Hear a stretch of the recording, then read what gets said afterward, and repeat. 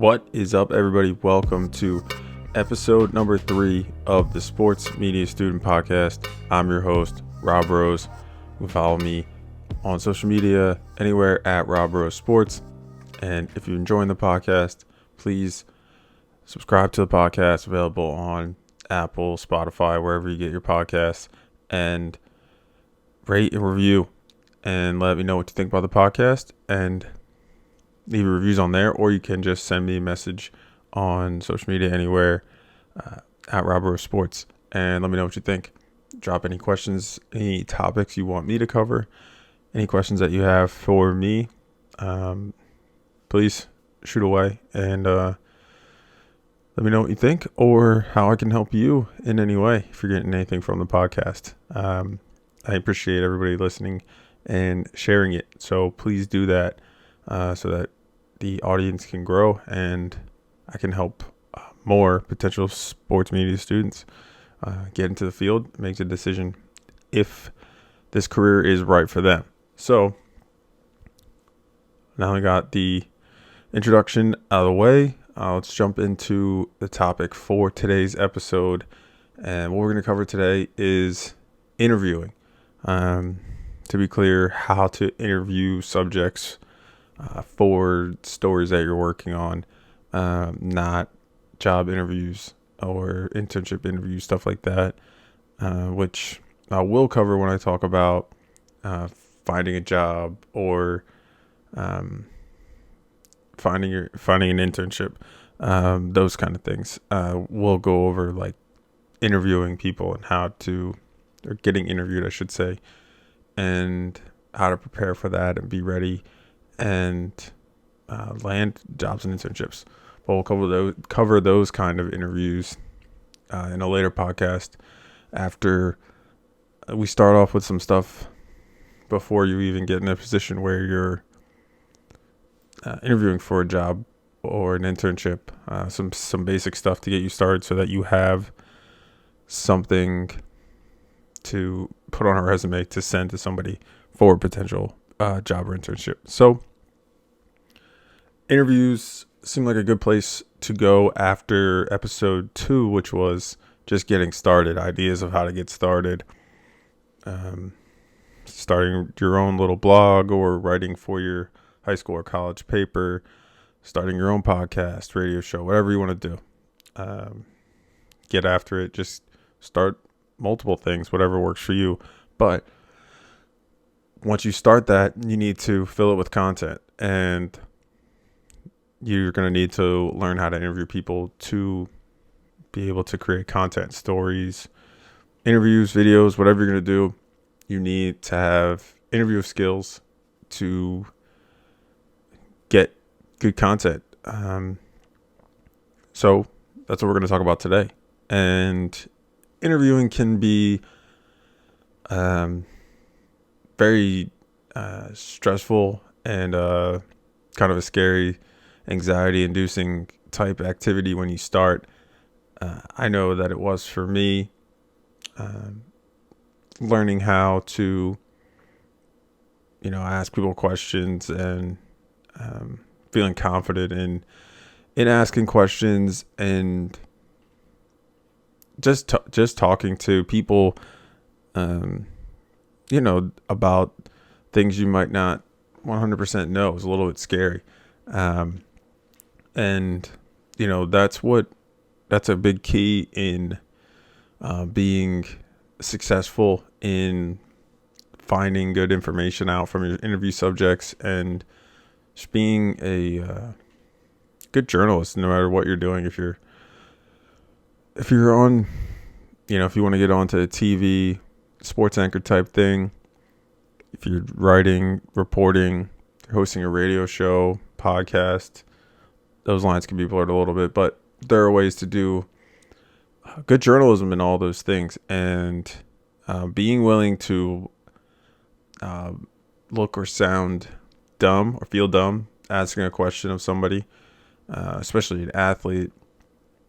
If you get to the level of, even if you're in college and you're interviewing college athletes or coaches, or once you get to the level where you're interviewing professionals, they know insane more amounts of the details of why things work. And no matter how much sports you watch, I watch a ton of sports, but I could never know more than a coach about basketball. So being willing to ask them questions that you might feel dumb asking or might look dumb asking might get you the answer that A, gives you more knowledge so you know what you're talking about in the future, but B, gives your readers, viewers, listeners the kind of information that they need to learn more.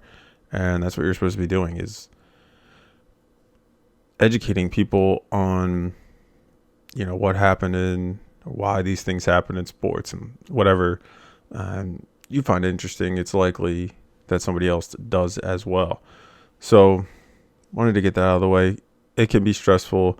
It should be stressful to interview somebody.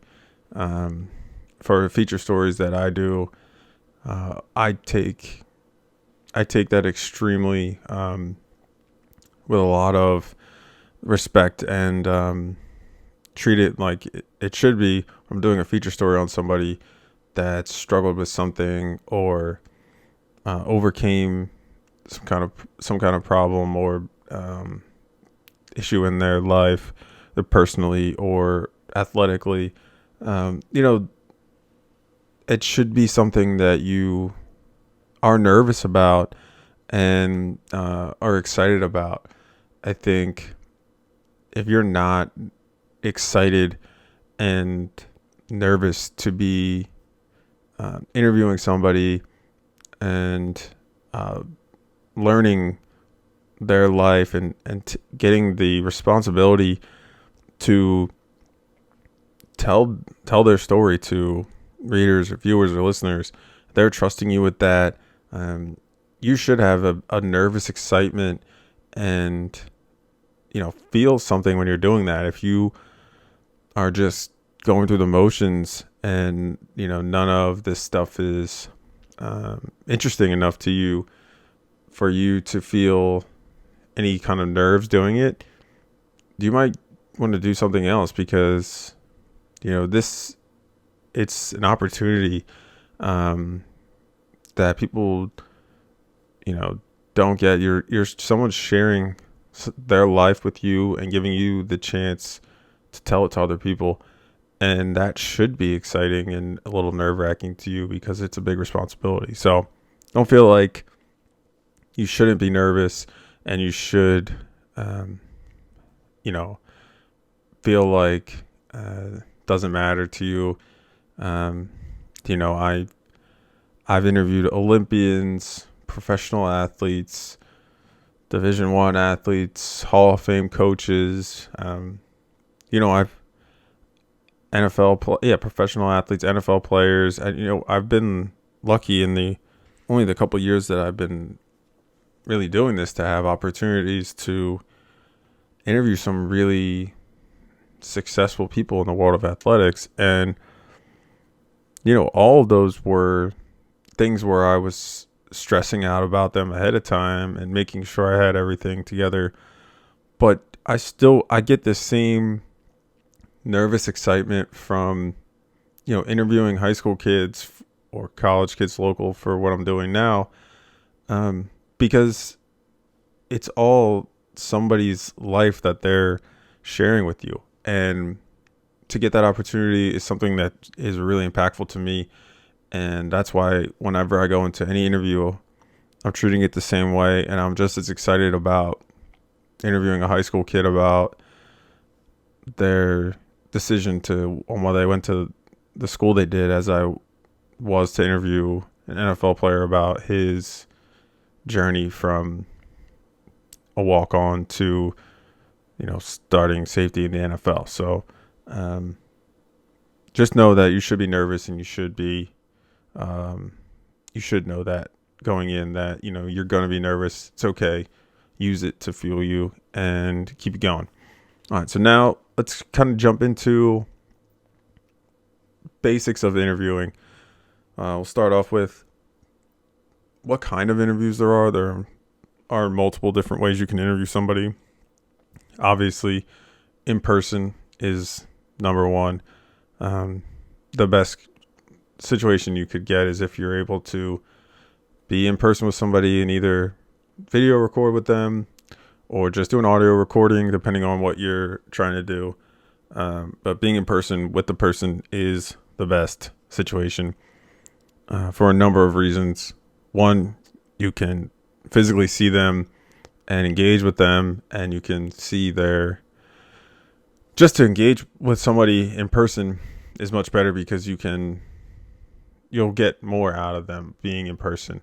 And also you can see the reactions, and that will tell you if there's more there, the way they answer, depending on what you're interviewing somebody about, if it's something sensitive, the way they answer a question, if you could see their face and their body language, could tell you they're hiding something, there's more there, or can tell you the way they answered that's all you're going to get. And, if you push it one more question, you may turn off the interview completely. So being able to see somebody can tell you a lot about just their body language, can tell you a lot more than the actual words they're saying. So being in person with somebody would be number one. So obvious. Number two, your phone, or in the world we live in, Skype, FaceTime, whatever kind of interview you can do, gives you, if you can actually see them over a video call, it's obviously not the same as being there, but it does give you some of those body language elements I talked about in the in-person interview, and also allows you to create video content off of it as well. If you can, record your Skype call or whatever app you use. Phone call, that stuff is good because your interview subjects, like with this podcast, hopefully I will be interviewing people from around the country and potentially other countries. And I will not be able to travel to do this podcast other than, back home or maybe some local states. So being able to do phone call interviews and different things like that for stories, like I mentioned with some of the stories I've done, interviewed NFL player I was talking about is Eric Harris. He went to one of the high schools that we cover here at the York Dispatch, where I'm a sports reporter for. He now plays for the Oakland Raiders, and he lives in California, and I live in Pennsylvania. So there isn't anything, for me to go fly out there to do the story. So call him, talk to him on the phone, write the story. That's number one option, the best option that I have. So that's what you go with. Phone interview, like I said, you can't see the body language, but you're talking to them, and it gives you access to people that you can't physically get to. Something if you're in high school, likely not going to face, but if you're in college, if you're going to a college that's Division I or a bigger Division II school, press conferences, something you'll definitely deal with if you become a professional reporter.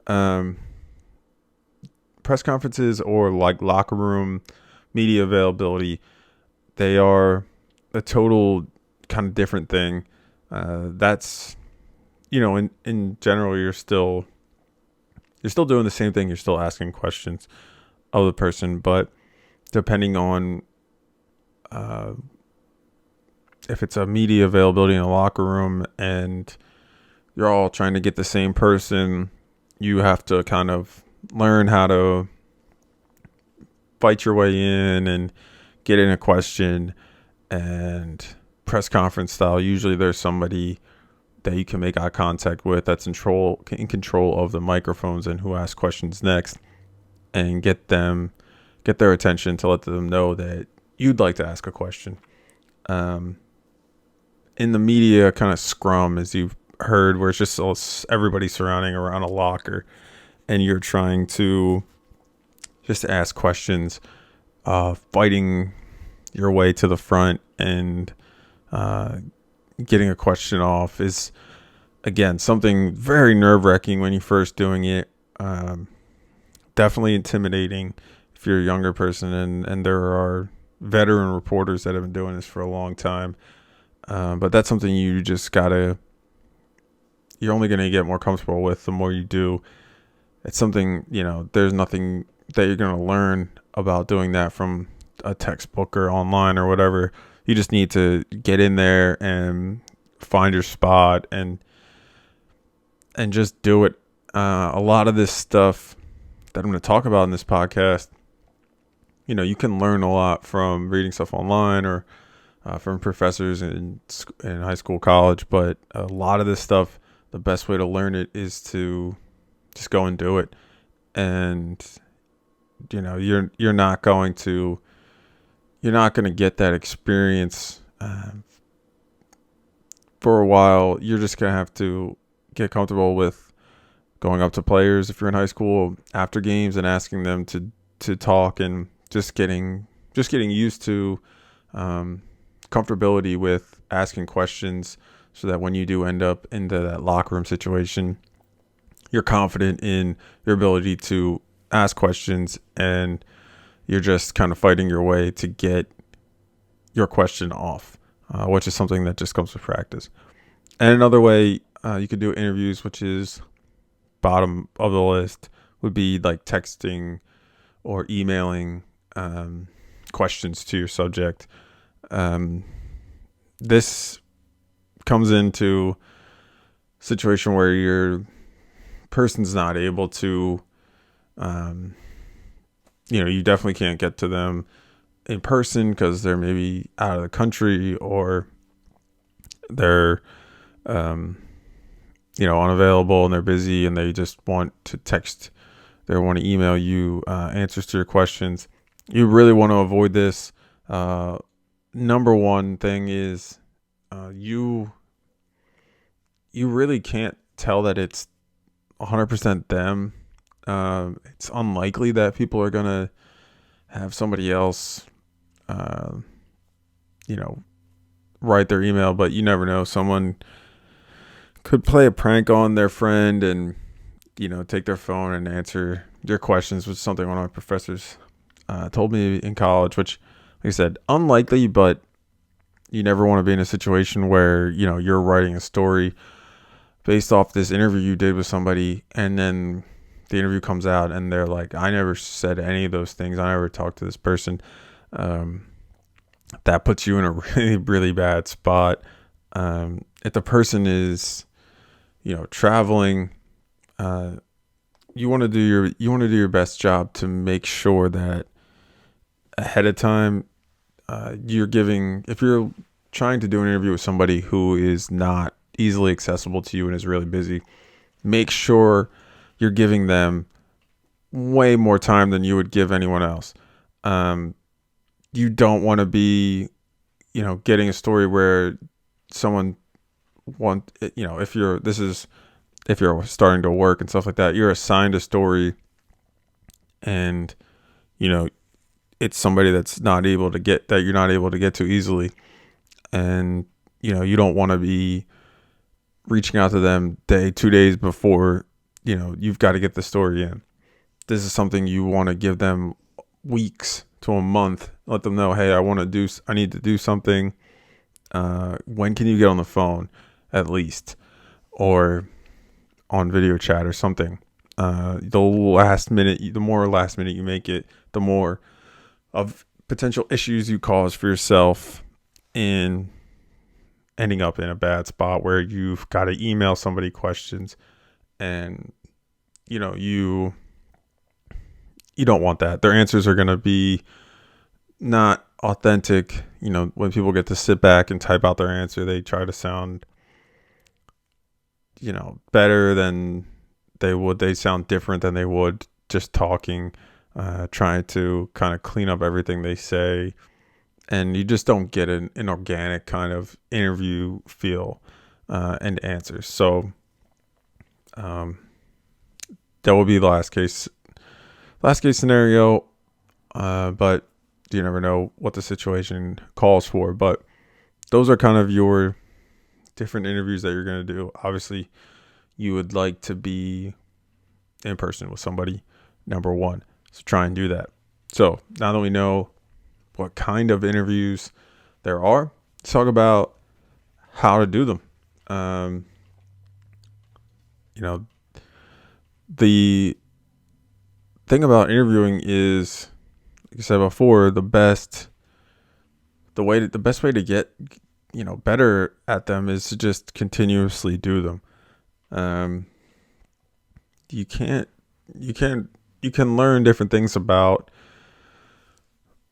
kind of an outline of what you should do, but the best way to learn how to interview is just by practice.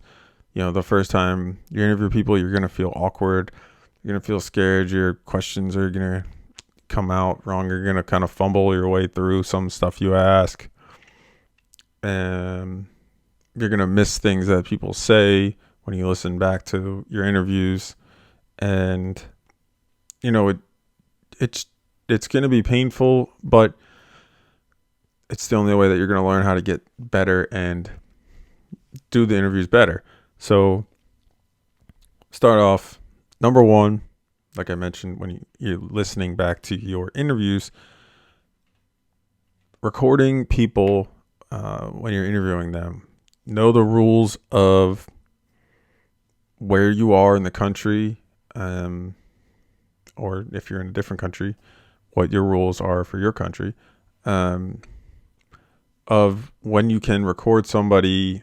If you're doing a phone interview, know the rules in your state on whether or not that person needs to know you're recording them. Best thing to do when you interact with anybody, if you're emailing or reaching out to somebody through direct message, when you're introducing yourself, you're letting them know who you are, who you're writing or representing, what organization you're representing. If you're at your own website, you just say, I'm Rob Rose from robrosesports.com, and I'd like to do a story on you about, XYZ. You want to let them know at all times that you're who you are, that you're a journalist, and you're a journalist reaching out to them for a story. So they know, if it comes to something where someone's saying, I didn't know that this person was interviewing me, I didn't know this was on the record, blah, blah, blah. You have, your records say, I texted you, all my text messages or emails I send start off with, hello, my name is Rob Rose. I'm the sports reporter for the York Dispatch. I'd like to talk to you about blah, blah, blah, blah, blah, blah, blah. That person, when I then call them, when they give me their number, knows that we're doing an interview. I'm a reporter. I reached out to you as a reporter. And, if I'm recording, I'm letting them know, hey, just letting you know I'm recording this, not using the audio for the story, but this is being recorded so that I can listen back to it and I don't have to write down everything that we're saying right now. I can actually listen to you and have a conversation with you and then listen back to it later. So make sure and you let people know if you're recording them, if you're in person, if you have a camera and you're recording somebody, first off, let them know ahead of time that you want to do a video so that people aren't caught off guard by, I'm recording this I'm planning on doing a video recording. Let them know ahead of time that it's just courtesy and they may want to dress up nicer, whatever. Clean their office if you're coming to interview them in their office, something like that. Let people know ahead of time and let them know who you are and what you are when you reach out to them. And if you're recording somebody with an audio recording, you're letting them know. You're putting your phone down in front of them. You should never be secretly recording anybody. That's not a good practice. And then running and writing that. For the most part, you guys starting out, these are going to be game stuff and positive stories and stuff like that. So people are going to, want to talk about it. But in the future, best practices to start when you're starting out, letting people know who you are and that you're recording them. So start with that. Number two, research. Research. You want to make sure you're researching the person as much as you can. For right now, what I'm doing, covering high school stuff mostly, there isn't a lot on, the kids that I'm writing stories about. Maybe there's one other story that was written about them. If they're a senior, maybe somebody wrote a story about them when they were younger. Or, most of the time it's just I'm looking at their Max Preps page or Huddle page. Those are things you'll totally get familiar with if you're covering high school. And I can see a little bit of video of them. I can see their height, their weight, maybe some of their stats from years past. And, that's basically all I got to go on. And whatever they did, if they're, if they just scored 1,000 points in basketball or they just committed to college, and I'm writing a story about that or whatever. If I'm just saying this person, is performing well, I want to do a story about them and find out what's interesting about them. I'm kind of going in blind. So I, start off with, if you're researching somebody or if you're doing an interview with somebody who has a little bit more of a high profile, you want to make sure you're listening to, any podcast they did, reading any stories that they've had written about them previously, because number one, you don't want to ask them questions that they've already answered. First off, you don't want to just kind of repeat the same things that people said in a previous story. You want to find a new, interesting angle for why somebody should, listen to or read your content with them. If you don't read up on the person and you just ask questions based off what people will go into interviews and they'll just kind of repeat the same exact thing that they said the last time. And, because some people don't like to talk about stuff really. So you'll just get the same answers and read the same story, and nobody will care to read it because it's the same thing. So you want to research the person, and also researching them ahead of time will put them in a better mood to answer questions for you. If you find out something unique about somebody, that other people don't know. You'll see this in stuff when people do different interviews.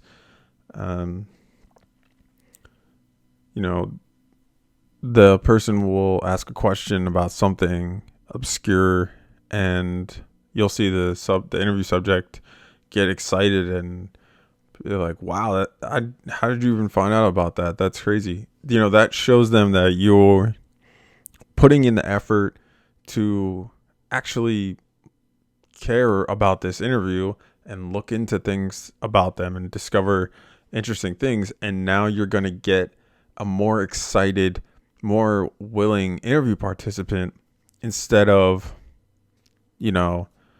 asking them 10 questions that they've answered 15 times before and they're bored with this and they're just going to ho-hum, go through the motions and say, "Yeah, I loved that. It was great. I was really happy."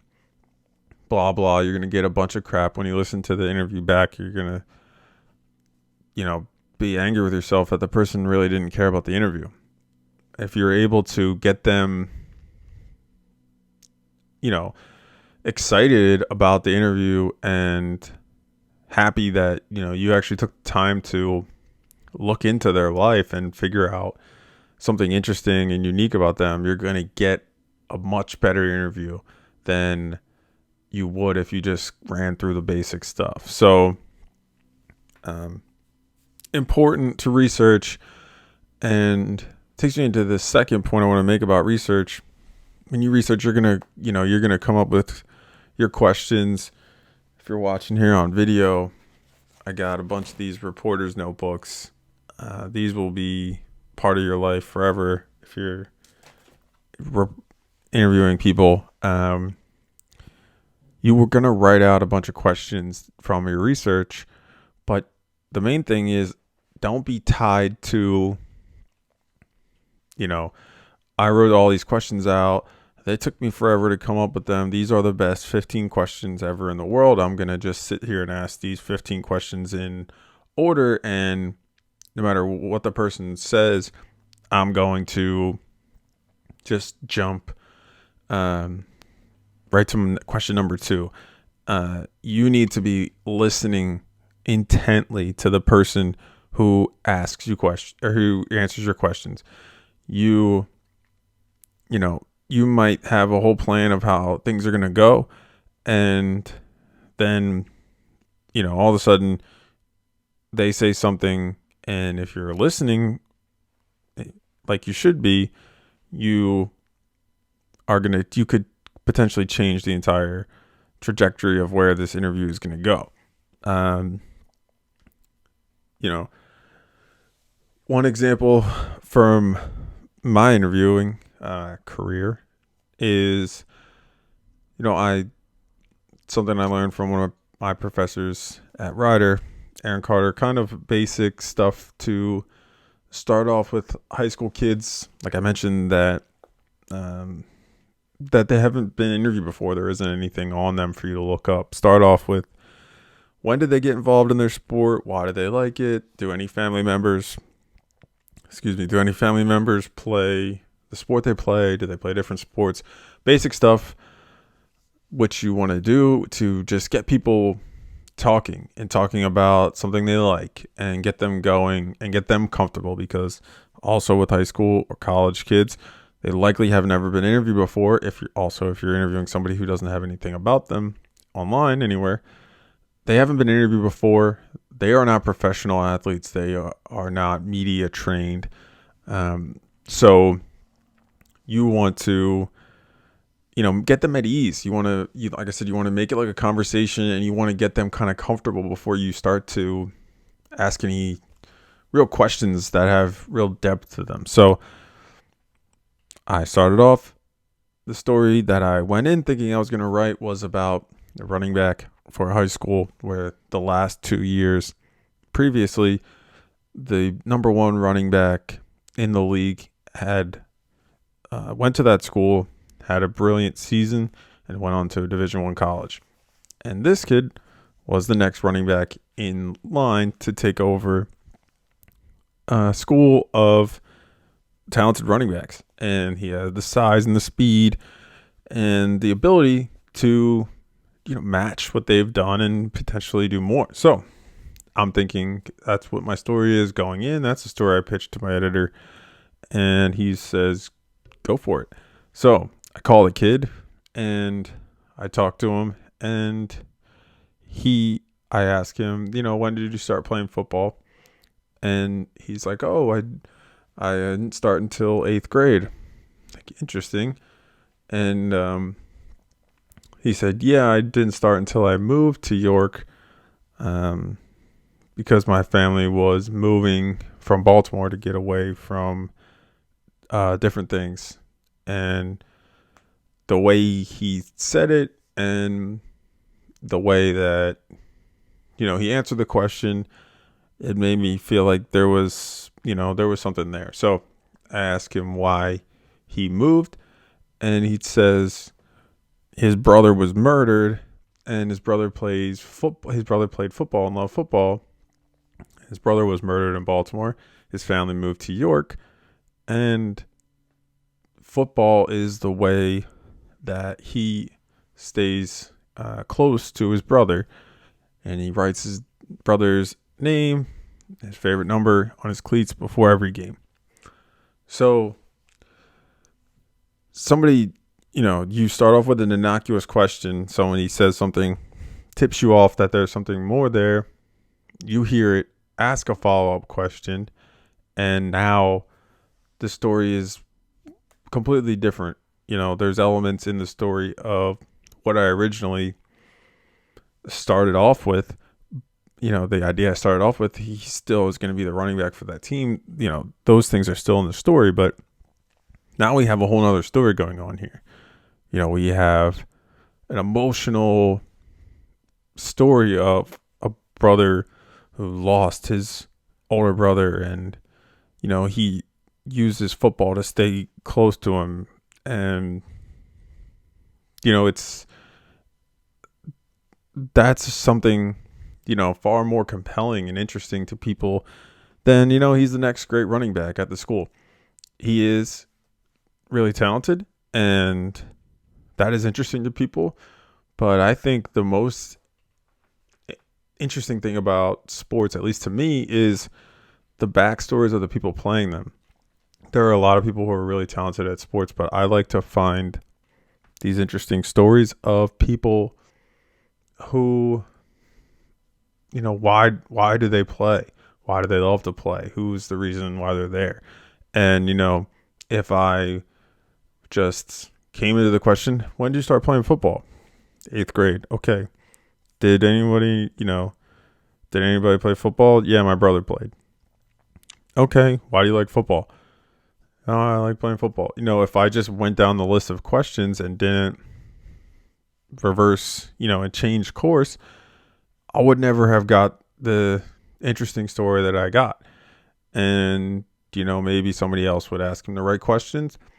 And, a couple weeks later, I'm reading a story that I could have had if I would have just paid more attention and listened to, what the person was saying, the way they're saying it, can tip you off. Like I said earlier, you want to be paying attention to not just the words they say, but the way they say them.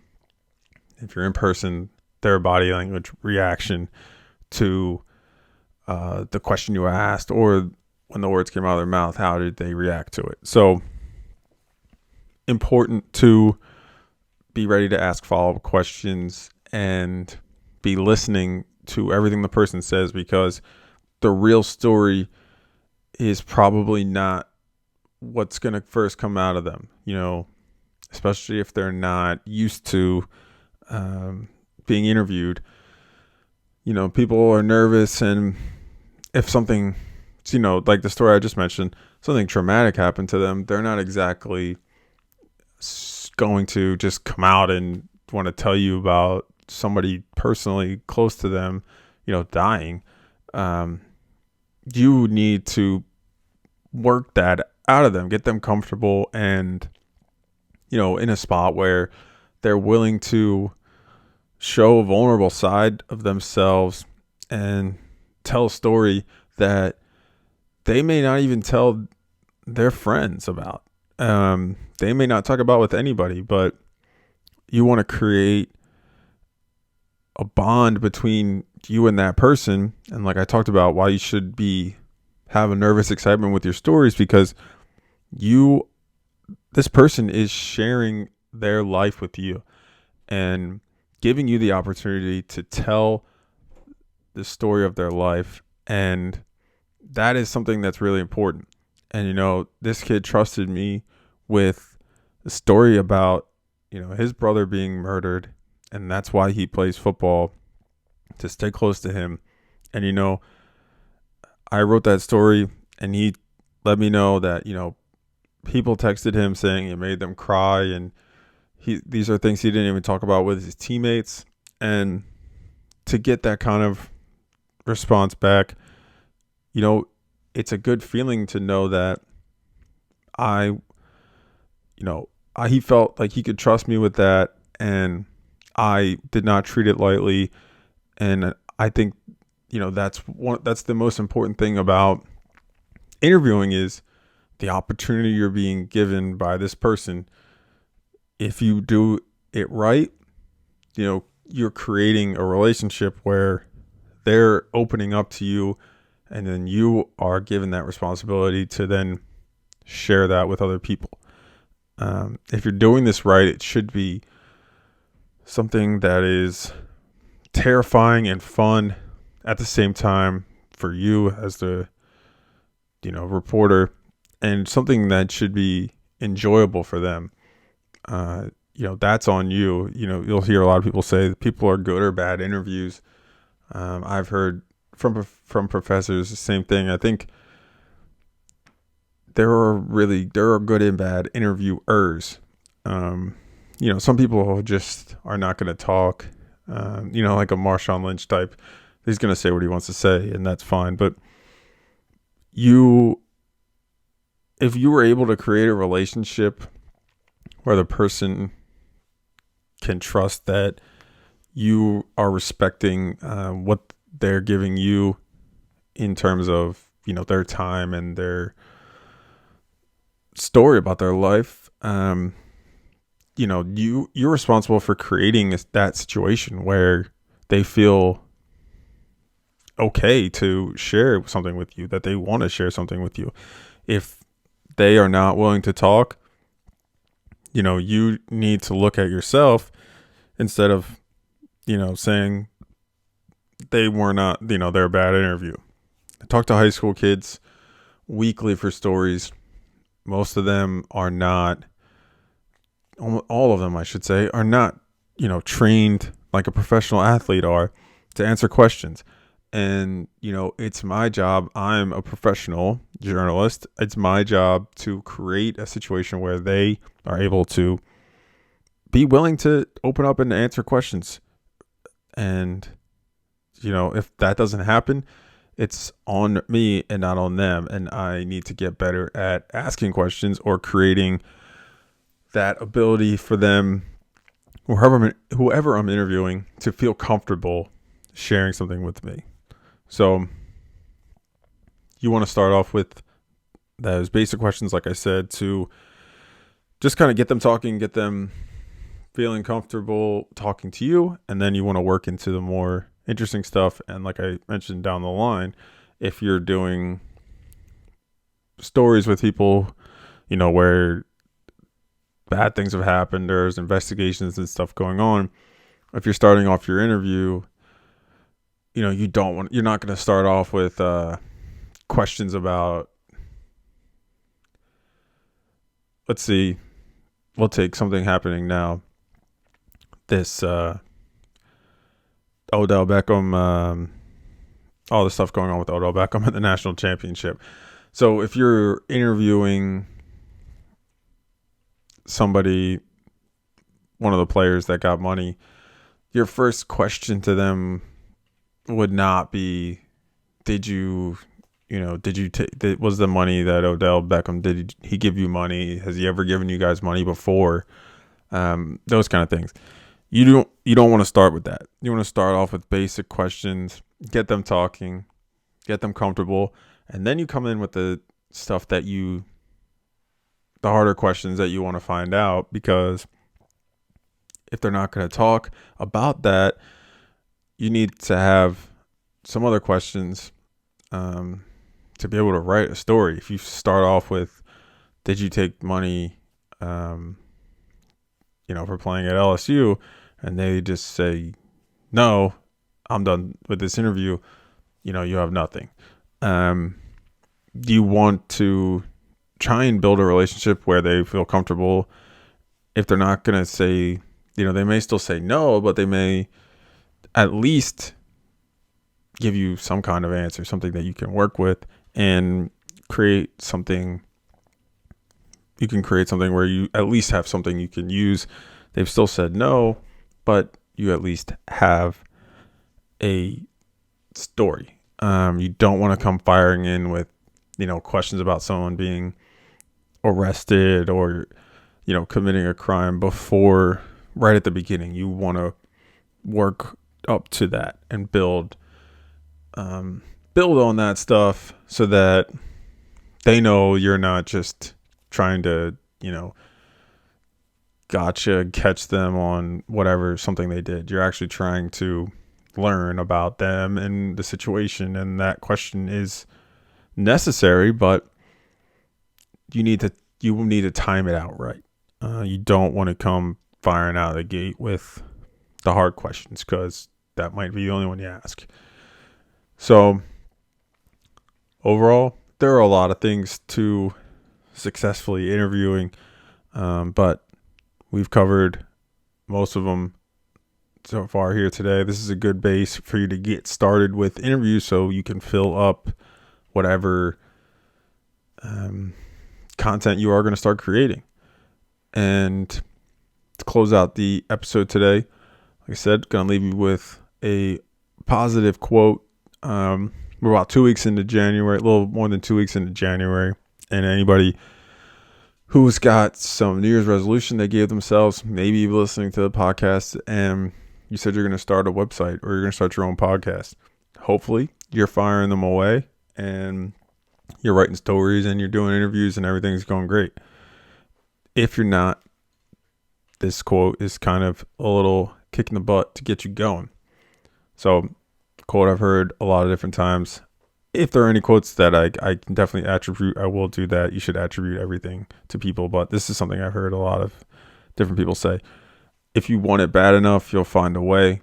If you don't, then you'll find an excuse. This is right around the time where a lot of people, I should say, are quitting their New Year's resolutions. So a lot of people are finding excuses. They don't have enough time to go to the gym. They're too tired.